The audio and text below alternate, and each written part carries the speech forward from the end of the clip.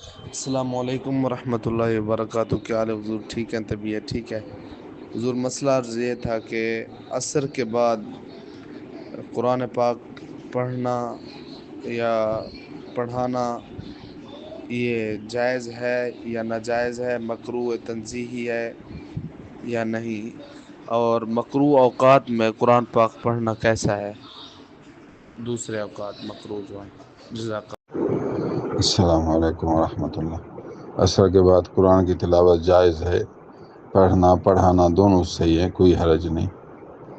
باقی اگر سجدہ تلاوت آ جائے، یعنی ایسی آیت پڑھے جس کی وجہ سے سجدہ تلاوت واجب ہو، تو مکروہ وقت میں سجدہ تلاوت ادا نہ کرے۔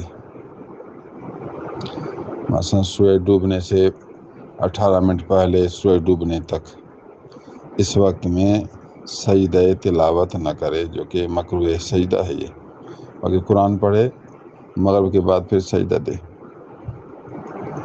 السلام علیکم۔